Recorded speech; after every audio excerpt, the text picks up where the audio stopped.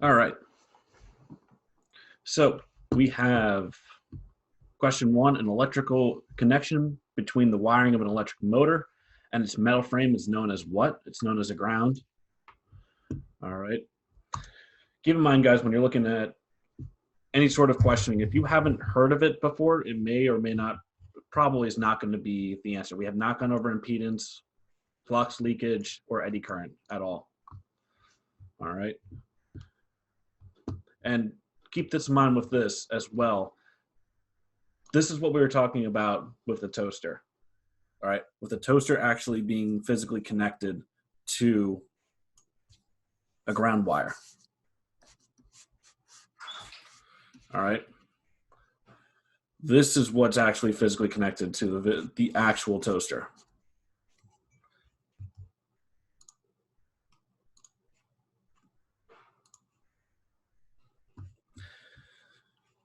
All right. Number of cycles per second occurring in AC voltage is known as what characteristic?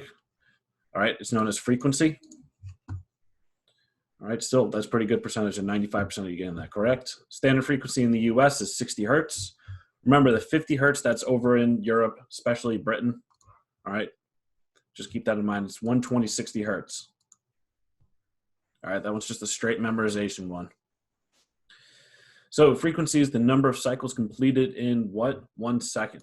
All right. And then here, true or false, a ship's electrical system works with no grounds. It's true. Where's the only spot where you would actually physically have a ground on the whole ship? Because there is one. Where would that be? Ground lamps. Steering gear? It's not steering gear, but it is the ground lamps. All right. That's the only connection to ground. All right. Where it's actually physically connected to the hull of the ship. So that way you can find other spots in your electrical system if they are connected to the hull of the ship as well. It's not something that you want. But the answer is still true. It works off the factor that there is no grounds. All right. So next question, a single phase 2-wire AC has how many live wires? The correct answer is 1. All right. There's 2 wires. One is a ground and one is a live wire. All right. So the live wire is what's actually carrying the electrical current. The ground is just the ground that's going back to the panel and goes to the ground of the electrical pole. So true, false here. A ground on one phase of a 3-phase, 3-wire AC system will cause damage to the ship and all electrical components. The answer is false. All right. Remember, there's only one ground. You won't have any damage. No damage will come to you or the vessel until you have a second ground on another phase. All right. So if there's 2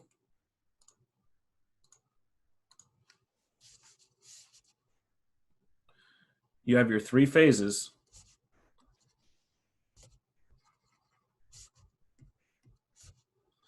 All right, you have A, B, and C. If A is grounded, there will be no physical problem with the ship. All right, you might have some weird things going on. Some things may not be working at peak efficiency or even might not be working at all, but you're not going to have actual physical damage. It's only when you would have another phase that gets a ground. Because what you might as well do is just take 2 leads and connect the both of them. All right, that's when you can have ground. And remember, it's not just a lead going through it. It could be going through a motor. All right, and it can set fire to either side of the motor. It can go through a transformer. A transformer has woken me up in the middle of the night because it caught fire. It was 4 in the afternoon. It was the middle of the night for me, but I woke up to the control room being on fire. All right. So remember, even though it could be just imagine a jumper going between the two, it could be going through components, and that's when you're physically going to have a problem.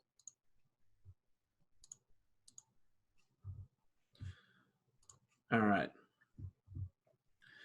Ground indication lamps show what? Now this one is, remember, when one of the 3 lamps goes out. So if you have 3 lamps,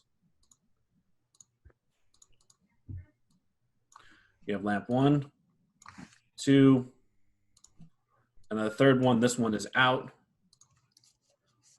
All right, A, B, and C. Remember, when one of them goes out, when it's not lit, you have a ground on that phase. All right, because remember, you have all 3 of these connected on one side going to ground with a switch in between.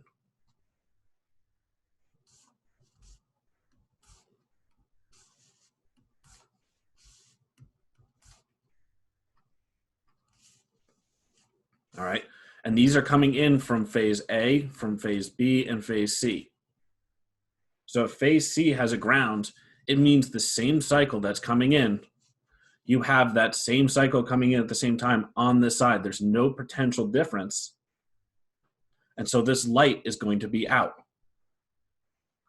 All right, but A and B are going to shine brighter because they are getting double the amount of electricity. All right, so when all 3, that should be all 3 are lit, you have a ground. When all 3 are lit, that is a normal operating condition. All right. When the tester is pressed, that's this switch right here. If any lamp goes out, you have a ground on that phase. When the tester is pressed, if any lamp goes out, you have a ground on that phase. All right. This will show like this in normal operating condition. You don't have to press the tester. The tester, all it does is ensures that if you have something that looks like this right now, you press this tester, you now have no electrical current coming through whatever ground. If it's on phase C of some motor, it's not coming in this way.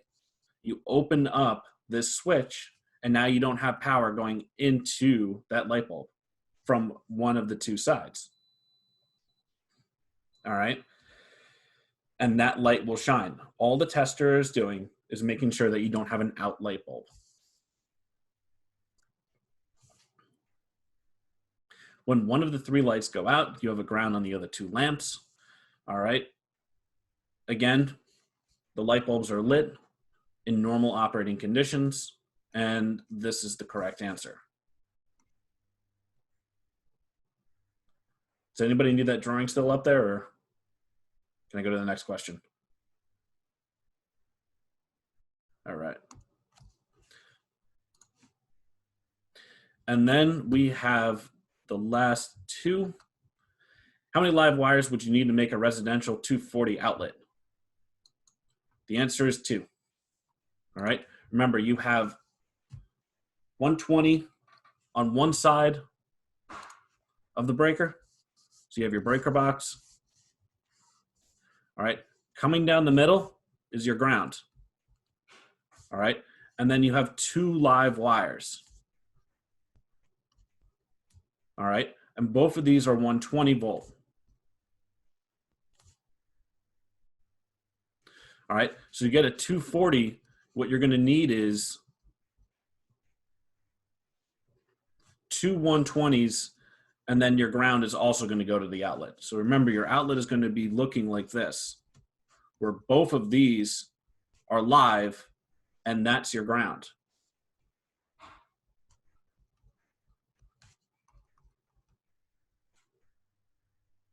All right.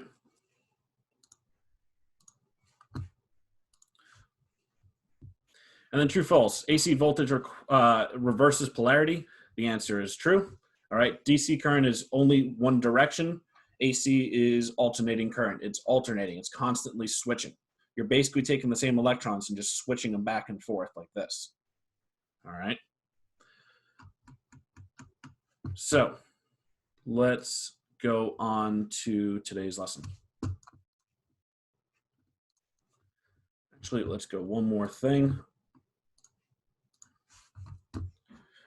All right, so this is today, and I want to make something perfectly clear.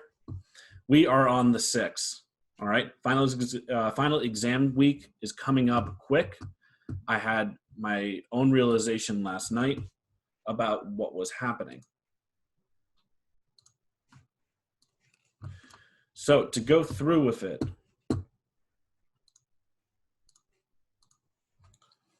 keep you guys updated on the plan. All right.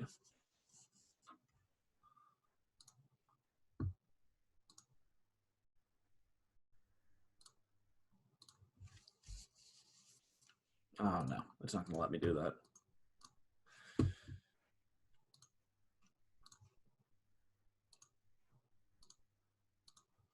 So this is today. We're on the 6th. All right. So today we are going to be finishing electricity. And then we're starting steam. All right. And that was quiz 3 was today. Now we have the 8th, the 13th, and the 15th class together. All right. So it's 4 classes. We have a test in there. And then we also have to prepare for the final exam that we have. All right. So the 13th is test 3. Take this as your official announcement that you have 1 week for test 3. And then test 3 is going to be 50 multiple choice. All right. It's going to be hydraulics and electricity. All right. That is the only 2 sections.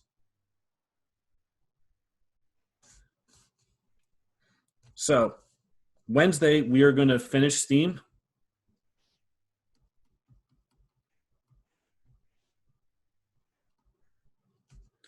And we have quiz 4.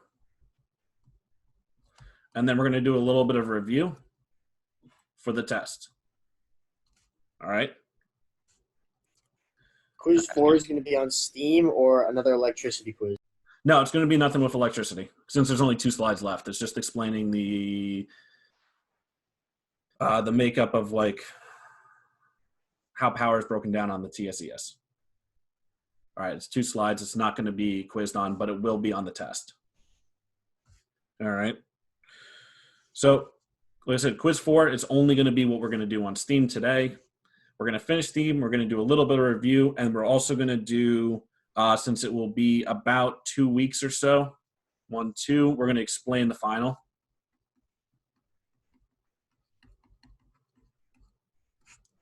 All right. Now the 15th is going to be final review.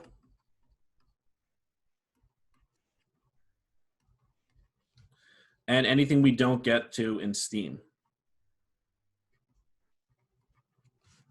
All right. Now the final exam is the 23rd. It's from 8:30 to 12.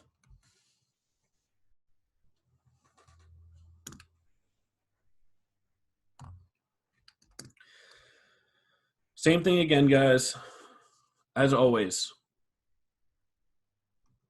All right. I have office hours on everything that's circled in red for pretty much the entire day. If it doesn't work, these times don't work for the entire day of Tuesdays or Thursdays, email me. We're here anyway. We might as well just, if you're not getting something, let me know. Other than that, let me think.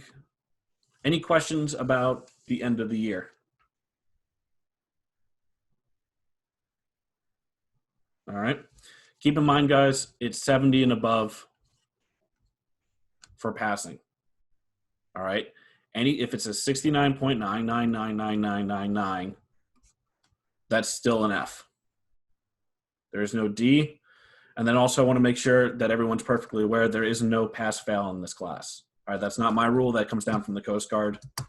All right, everybody else has the ability to go to pass-fail except for stuff that has requirements, such as the calculus courses, and I believe Physics 1 has a C- course as well, and then all the STCW courses.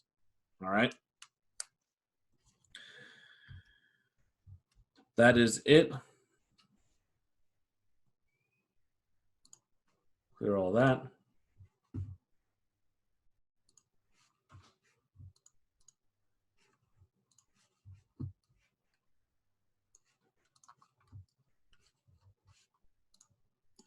Professor, What's going on? how many questions is the final going to be? We'll talk about that when it comes to it. I'm still going back and forth on 2 different ways I'm going to use do the final.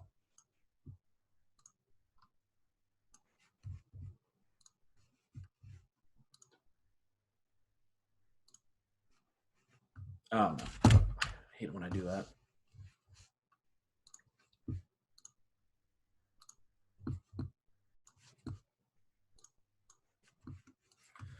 Alrighty then. So, let's not make this red. Let's make it black. 2 questions that came up at the end of last week for people who stayed around to ask questions were for grounds. All right. Before we continue, let's do this. Go to the whiteboard because I like this whiteboard better.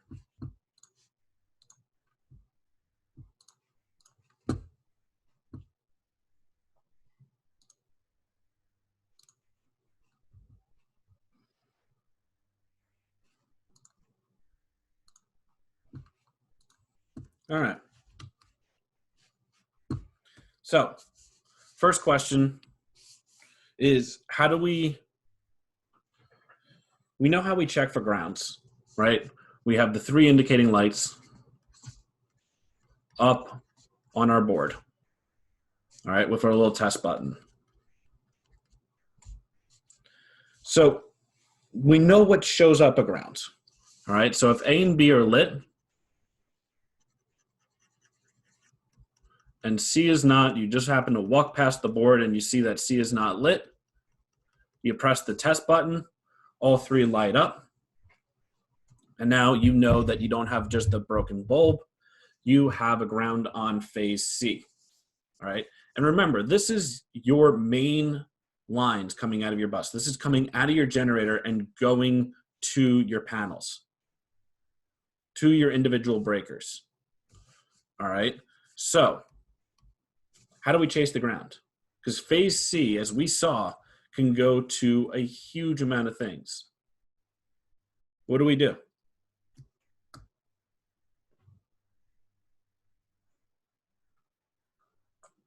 Start looking for tripped breakers, anything that's drawing more current than usual, something like that. So you can do that. You might have trip breakers, you might not. What else can we do? Let's say that phase C isn't anything needed to keep the ship running. What could we go and do? Would we have more of these lights around the ship? Or is this the only spot for it? You'll have more, and you can look for other lights that may be out or other lights on that phase that are still lit, and you can find like an in-between of where it can be like, okay, it's between this point and this point. So you're on the right track, but we won't have any more of these lights. This is going to be the only location for that. All right. But you're on the track with going in between from point to point. All right. Seeing if something draws more of a current could work, but that would take a lot of time with testing and walking around for multimeter. And you'd also have to know what your current would normally be drawing. Large motors, you could do that. What else could you do? How could you lock down an area? Think about how these would work. Right, where does these, we have 3 high voltage lines, right? Phase C has a ground on it. Do they just go and go off around the ship by themselves? How do we get Don't they go into things and get stepped down? Yes. So knowing that, what can we do? Remember how these go down to a transformer, right?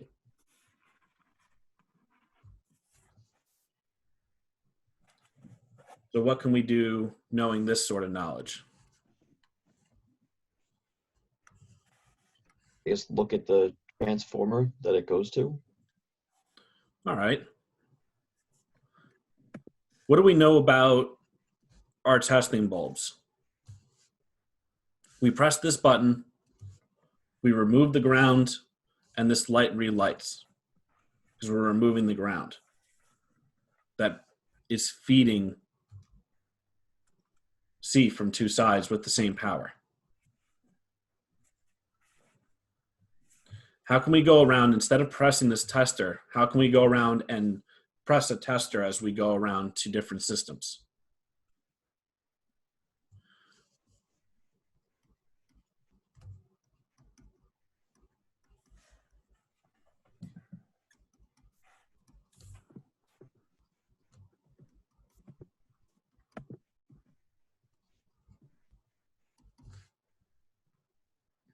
All right, so we have 120 volt.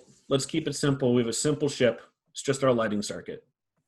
All right, so we have 120 volt forward that works off of a BC, and we have a 20 volt lighting aft of a, oh, I double drew it, AB.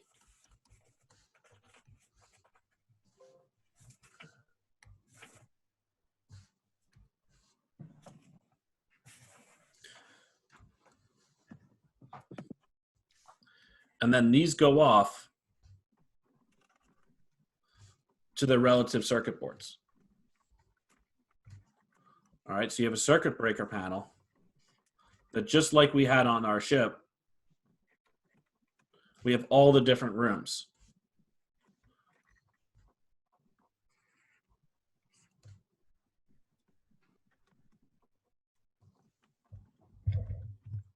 How can we make this light return back on?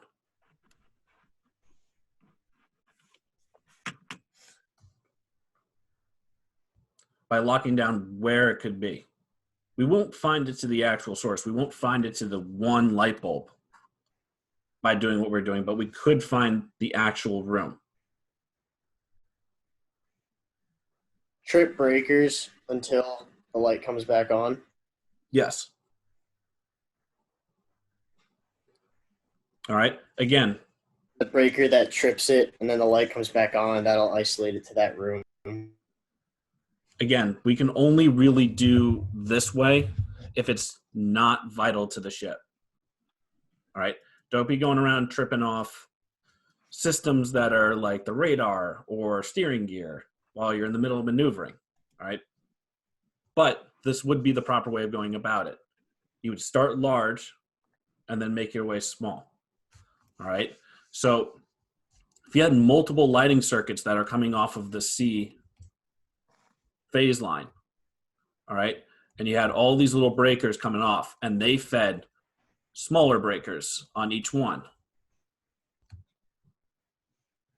All right, so you have breaker 1, 2, 3, and 4. All right, you just go through and you have someone who's standing here for radio and you're at the breaker panel and you're basically just switching off breakers, and then you return that breaker back on if this light doesn't relight. All right, and then you have, okay, it's on phase C, but I know it's on phase C, main breaker 2, and then we go down to the smaller panel that's on breaker 2. All right, because remember, each larger panel has one main breaker going into its subpanel. All right, so that's how you would go down.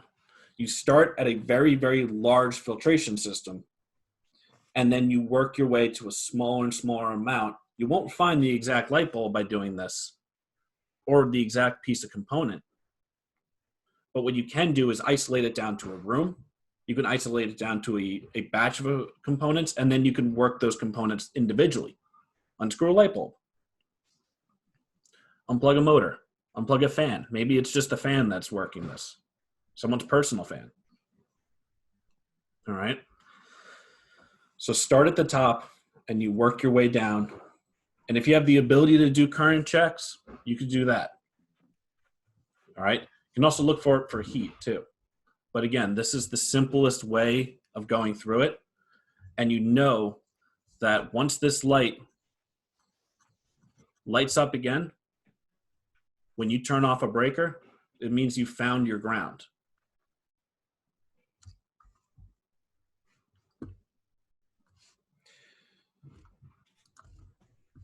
All right, let's go into today's lesson.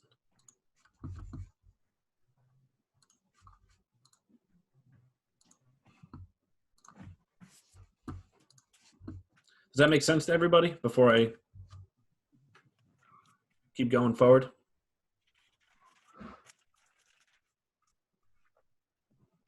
All right, good feedback. So,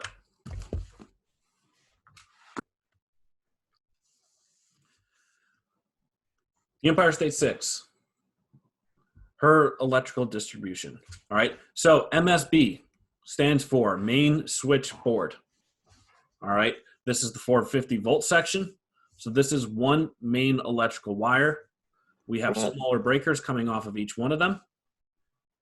We don't see anything. Oh, you don't see anything. I'm sorry. No. Thank you, guys. All right, so we have the TSCS 6, the main electrical distribution. All right, MSB over here stands for main switchboard. It's 450 volt.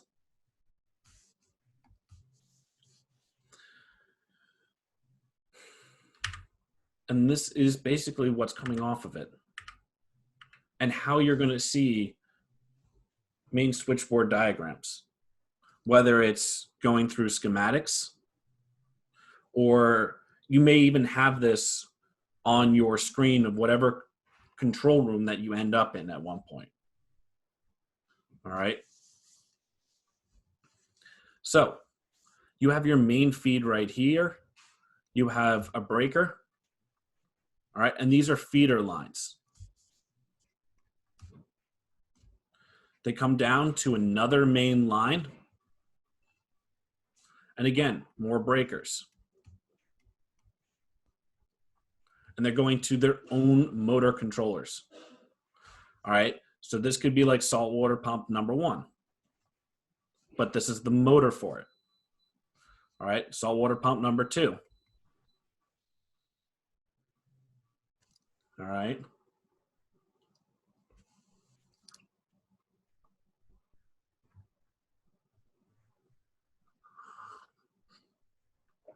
So, a motor controller. A motor controller has these main functions in mind. All right, their isolation. They do start and stops, speed control, reversing, and overload protection.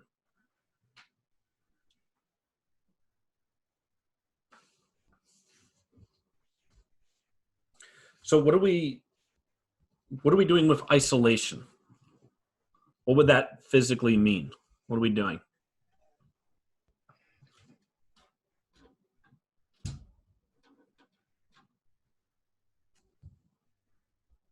Does it mean that we're cutting off the electricity in a certain area? So we would be isolating it from a certain thing. All right. So this main breaker coming in, that will be its isolation. It's isolating it from the main switchboard. But what else can isolation mean? Think about safety to us.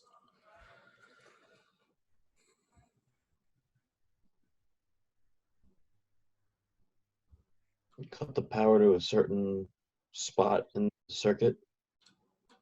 What do you mean by that? Well, I mean, if you're tripping a breaker, you're cutting power to that panel or distribution panel, whatever you want to call it.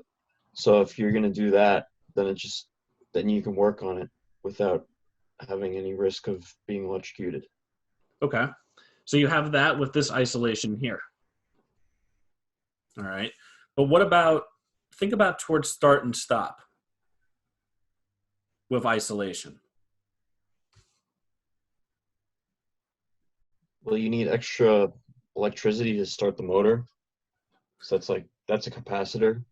Well, you would So- have basically start up and then it comes down, but that's too advanced for you guys right now. But think about it in that way. How would we protect ourselves? This motor is working off 450, 440 volt. Do you want your start button to have 440 volt going through the start button?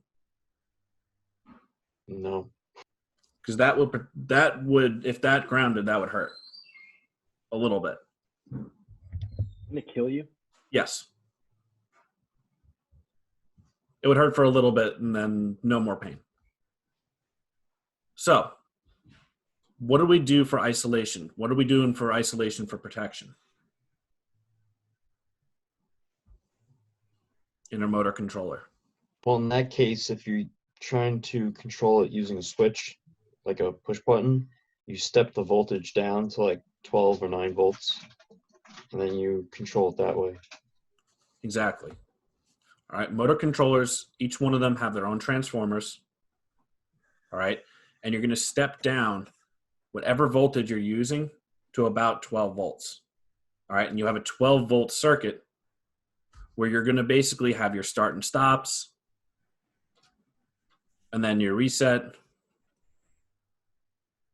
All right, all of your lamps, all of your push buttons, everything's going to be working off of a 12 volt circuit. All right, it's to protect you as a person. All right. Speed control will be there if you have a variable speed controller. All right, and if reversing is an option, that will be there. All right, overload protection will basically be thermals. All right, so if each one of the lines coming in, you have A, B, and C. Each one of those will have like a thermal overload. All right, they're like a fuse, but they're different. If they get too hot, they break. All right.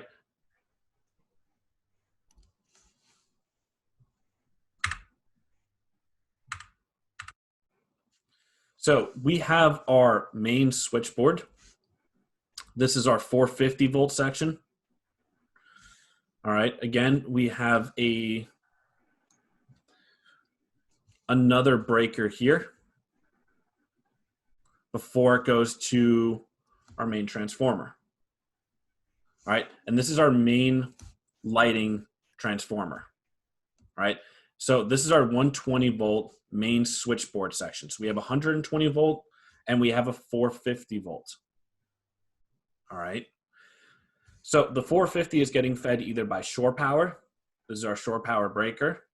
Or we have both of our TGs, our turbo generators, or our diesel generator. All right. These feed power.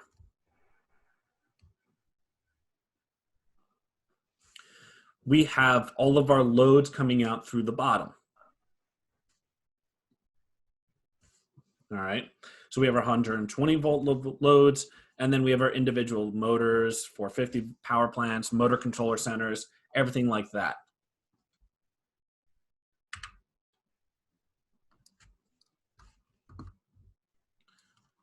Now, what does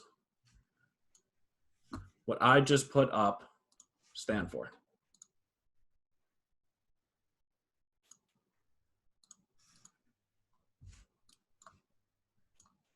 What does ESB stand for? Emergency service breakers or something along those lines. Yep, it's your emergency switchboard. All right. So this is going to be everything that comes from your emergency generator. All right. And everything that can be powered by your emergency generator.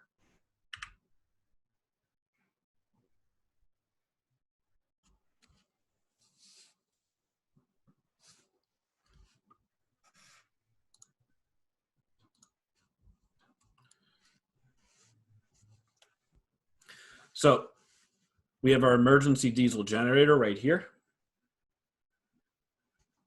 All right. And now look at this. right here, and right here. What is going on?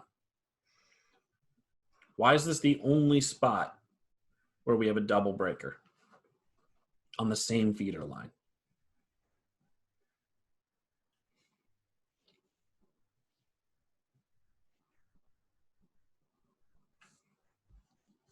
What would be the need for that? In case that you need to sever power from either the main switchboard or from the emergency switchboard in case of a crisis. Say one has failed, or you need to run. You don't want power flowing to the MSB if all the turbo gens and the main gen is down. So basically, it comes down to exactly it's where it's sensing. All right. So they're the only spot that has double because you have one is called a feedback control. All right. And it allows you to do certain things. All right. One vessel I was on, the shore power came through the emergency switchboard. So we had to, when we were in dry dock, close both of these breakers manually in order to feed power back through the system. All right. Other situations you can be in is where your emergency diesel generator can also be when you're on not shore power, but when you're in a harbor. It's called a harbor generator. All right. It's a smaller generator. You don't need all of your main systems online. And again, you'll have to manually close these breakers to force power into all of your normal lighting. Because if you look at this main breaker right here, the emergency switchboard, dang it. The emergency switchboard,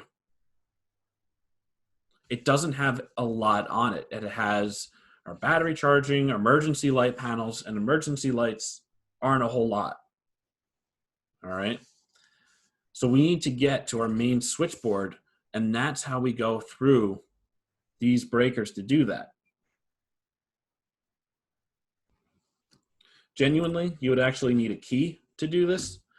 And on most vessels, the key is in the switch at all times. It's not something that the chief will just keep hiding in his room. One, he doesn't want to lose it. And two, if you have to work it, he doesn't want you to come find him before you can actually do these things.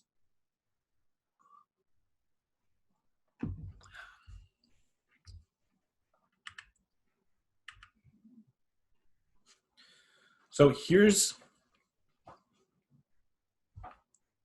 what condition.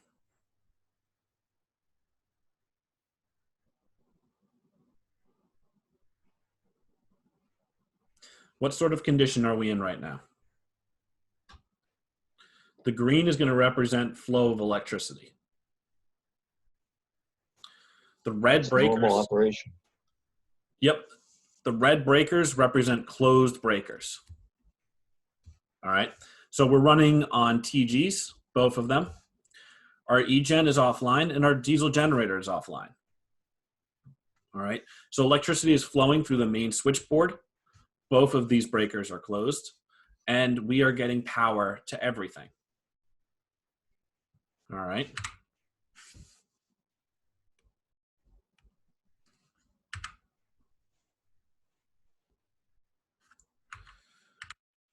So we get switch generators. We can go from one TG and bring up the diesel generator. We take down the other TG. And we'll still have the ability to power the whole line with our diesel generator. But if we lose that diesel generator, we now have no power feeding this bus. What's the next thing that's going to happen?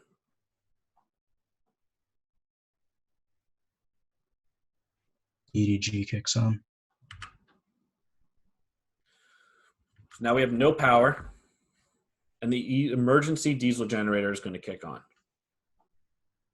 All right. So like I said, all comes down to where these breakers are sensing. This senses that we have no power being fed from our main switchboard. All right. That breaker opens. Our emergency diesel generator kicks on. And now we have power going through our emergency line. All right. But it is not feeding our main switchboard.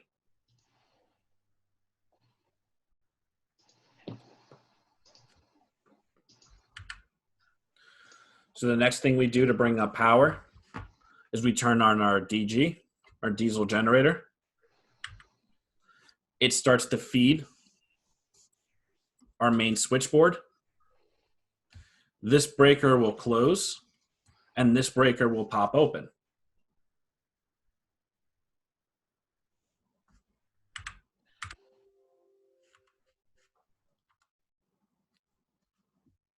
So that's kind of what you're going to see when you go out to sea. All right. More often than not, some ships will be very touchy about their emergency generator or how much you can run it. They're very particular about it. Other ships, they go on them all the time. Last vessel that I was on, we went on it every single time we went into shore. We would power down our main generators. We would go on our emergency bus, and we would bring it up on power. And we'd basically backfeed all of the main switchboard. All right. Other vessels that you go on, you start it once a week for half an hour. You don't even put a load on it. And then you turn it off because that's what's required for Coast Guard. So it's important to know how those things work. So if you end up on one of the two different vessels, you can still maintain and still work on these things.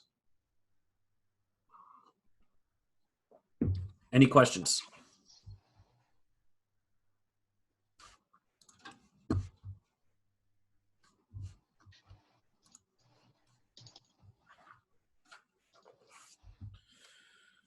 All right. So because it is 11:10, there's going to be no quiz this Wednesday. And we're basically going to bang through STEAM all through Wednesday. All right. So no quiz Wednesday. We are probably going to be splitting it between Wednesday the 8th of STEAM and Wednesday the 15th for STEAM.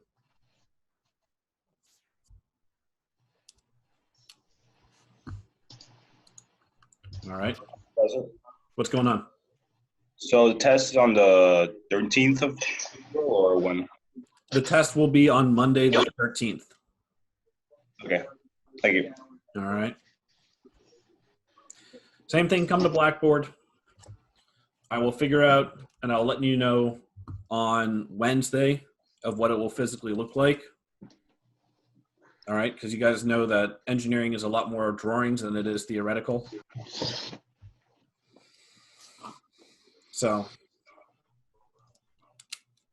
all righty then. Any questions from what we did today?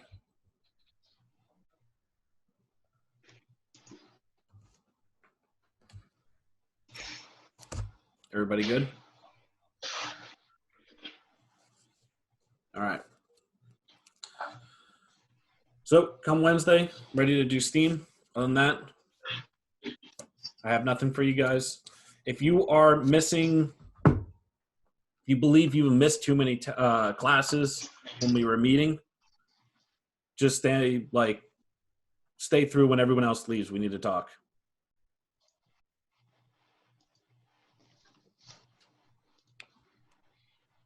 Sounds good. Thank you. Have a good Have a good one. Bye-bye.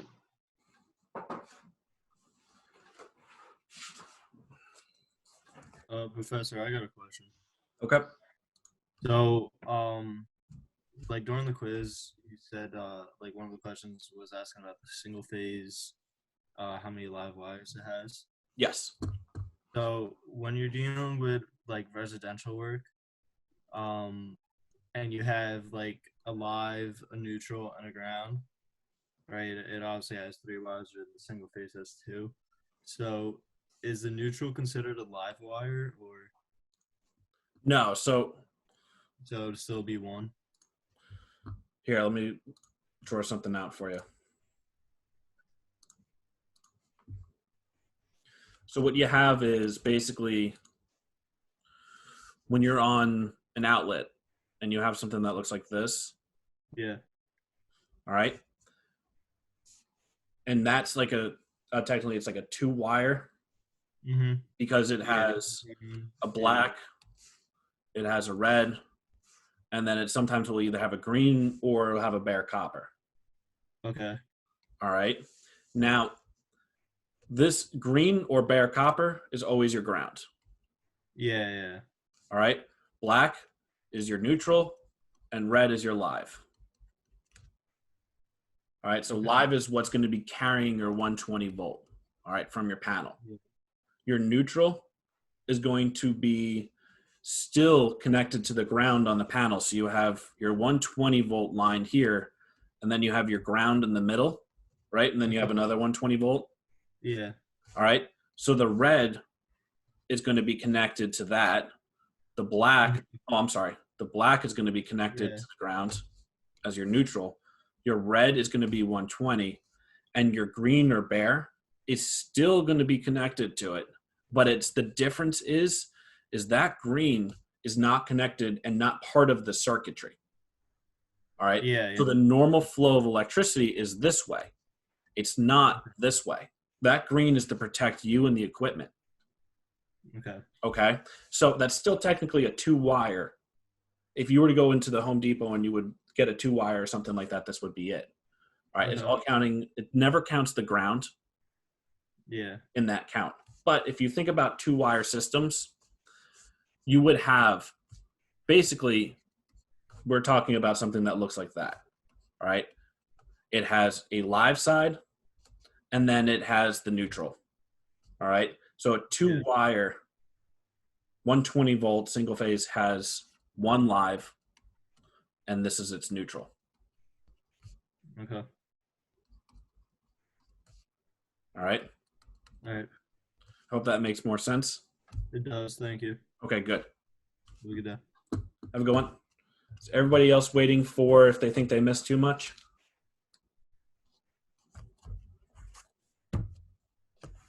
Is that correct? Yeah. So Oh, wow. You coming louder.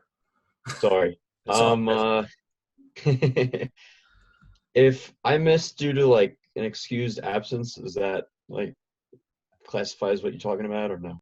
Yeah, so excuse apps as long as you have like a doctor's note, something that proves that it physically wasn't your fault. Like you just got sick. But like we talked about, car, we had the whole sheet in the beginning of the school year. You know, if you get into car troubles, you know, oh, it snowed that day, but we still had class and it was 2 inches of snow. You know, stuff like that. Anything that you could physically still make it to class kind of mentality. All right, as long as it wasn't canceled. But as if you have a doctor's note or like we had the flu going around for weeks, as long as you had notes for that, all right, then you're fine. All right. So I gave you my note, and we're all good. Yes. As long as you're still showing up and I've seen you in pretty much every live class, you should be good. All right. I'm going to be going through it basically during the week and making an Excel sheet of it. All right. Thank you. All right. What else we got? Who wants to speak next? Yeah, I had a similar thing because I had the flu for like almost a week and a half. As long as you had if you had a doctor's note that covers you and you gave it to me, then you're fine. Okay. There's some times where I missed the first class and I went to the second one, but I'm pretty sure I've been signing the sheet for the first one, so I'm all good. Like I said, you had to make sure you sign that sheet. The only thing that keeps you saying that I was here. Okay. Who else? So you're all set then. Who else wants to go? I missed an online class like 2 weeks ago because of the connection issues, but I never like gave you proof, so You never sent me proof. no. But you emailed me during the class, and you took the, if I remember correctly, you took Yeah, the, I took the quiz and I emailed you. I never provided proof, so I don't know how far that will go. what was it, during the first week? Yeah. Okay, the first week is just going to be scrapped for everybody. Everyone was having their own difficulties that week. Okay. Okay? Make sure you watch the lessons on YouTube. All right, they're posted, and that's for your own benefit anyway. Yeah. Okay? So I have no way of proving that, but we're just giving everyone that week. All right? Okay. Who else has an issue? Have a good day, Professor. Have a good one.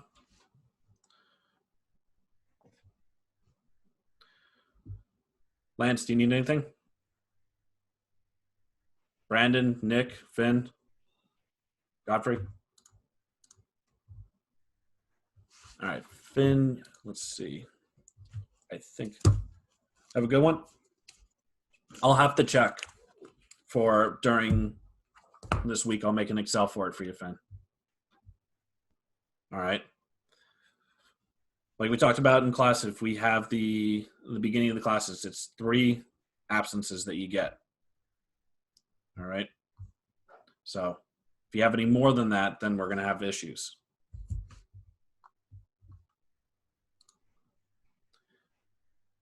Everybody else good? I'm going to end this meeting. Have a good one.